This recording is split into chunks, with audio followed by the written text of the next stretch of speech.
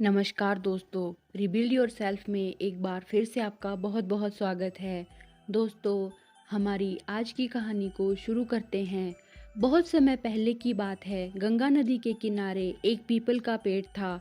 पहाड़ों से उतरती गंगा नदी अपने पूरे वेग से बह रही थी। अचानक पेड़ से दो पत्ते नदी में आकर गिर गए। एक पत्ता तिरछा गिरा और एक पत्ता सीधा जा गिरा। जो पत्ता तिरछा गिरा था वह जिद पर अड़ गया और कहने लगा कि आज चाहे जो हो जाए मैं इस नदी को रोक कर ही रहूँगा, चाहे मेरे प्राण ही क्यों ना चले जाएं, मैं इसे आगे नहीं बढ़ने दूंगा। वह पत्ता जोर जोर से चिल्लाकर कहने लगा, रुक जा गंगा, मैं तुझे आगे नहीं जाने दूंगा। पर नदी तो नदी है, वह बहती ही जा रही थी। नदी को तो पता ही नहीं था कि कोई पत्ता उसे रोकने का प्रयास भी कर रहा है। इधर पत्ते की जान पर बन आई थी। वह लगातार संघर्ष कर रहा था। वो नहीं जानता था कि बिना लड़े भी वहीं जाना है जहां वह थक कर और हार कर पहुंचेगा। परंतु अब और तब के बीच का समय उसके लिए दुख और संताप का समय बन चुका था।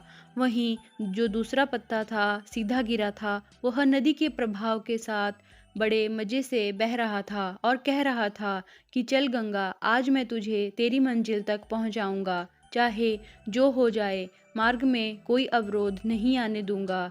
नदी को इस पत्ते के बारे में कुछ भी नहीं पता था। वह अपनी धुन में सागर की ओर बहती जा रही थी, लेकिन यह पत्ता खुश और आनंदित था क्योंकि उसे लग रहा था कि मैं ही नदी को अपने साथ बहाकर ले जा रहा हूँ। पर तिरछे पत्ते की तरह सीधे पत्ते को भी यह नहीं पता था कि चाहे वो नदी का साथ दे या नहीं दे, नदी तो वहीं पहुंचेगी जहां उसे जाना है। पर अब और तब के बीच का समय उस पत्ते के लिए आनंद का समय बन चुका था। जो पत्ता नदी से लड़ रहा था उसकी जीत का कोई उपाय नहीं था, और जो पत्ता नदी के साथ बह रहा था उसकी हार का कोई कारण नहीं था। दोस्तों, यह कहानी हमें सिखाती है कि जिस दिन हम उन चीज़ों के पीछे लड़ना छोड़ देते हैं जो हमारे वश में नहीं है, हम असल में उसी दिन से जीना शुरू करते हैं। लड़ना छोड़ देने का अर्थ यह नहीं है कि आप अपने लिए सपने ना देखें या उनके लिए मेहनत करना बंद कर दें, बल्कि लड़ना छोड़ देने का अर्थ है कि उन चीज़ों को बदलने की कोशिश आप ना करें जो हमारे हाथ में नहीं है, और दूसरों को बदलने में हम केवल अपने जीवन को बर्बाद कर रहे हैं। अपने बहुमूल्य समय को अपने लक्ष्य में लगाइए और जो चीज़ें हमारे कंट्रोल से बाहर हैं उन्हें कंट्रोल करना छोड़ दीजिए। यही सुखी जीवन का असली रहस्य है। आपको यह कहानी कैसी लगी हमें कमेंट करके ज़रूर बताएं। धन्यवाद। आपका समय शुभ रहे। नमस्कार दोस्तों, हमारी अगली कहानी आपको मदद का महत्व समझाएगी। एक बार एक आदमी को नाव को पेंट करने के लिए कहा गया। वह अपना पेंट और ब्रश लाया, नाव को चमकीले लाल रंग से रंगना शुरू किया, जैसा कि मालिक ने उससे कहा था। पेंटिंग करते समय उसने नाव में एक छेद देखा और चुपचाप उसकी मुरम्मत कर दी। जब उसने पेंटिंग पूरी की तो अपना पैसा लिया और चला गया। अगले दिन नाव का मालिक पेंटर के पास आया और उसे एक अच्छा चेक भेंट किया जो पेंटिंग के भुगतान से कहीं अधिक था।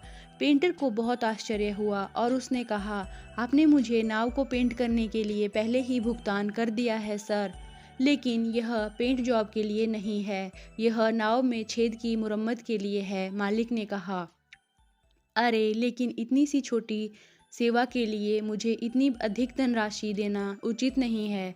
मेरे प्यारे दोस्त, तुम नहीं समझे। आपको बताते हैं कि क्या हुआ था। जब मैंने तुमसे नाव को पेंट करने के लिए कहा तो मैं छेद का उल्लेख करना भूल गया था। नाव सूख गई तो मेरे बच्चे नाव को लेकर चले गए और मछली पकड़ने की यात्रा पर निकल गए। वे नहीं जानते थे कि नाव में छेद है और मैं उस समय घर पर नहीं था। जब मैं वापस लौटा और देखा कि नाव लेकर चले गए हैं तो मैं बहुत हताश हो गया, क्योंकि मुझे याद आ गया कि नाव में छेद था। मेरी राहत और खुशी की कल्पना कीजिए जब मैंने उन्हें मछली पकड़ने से लौटते हुए देखा।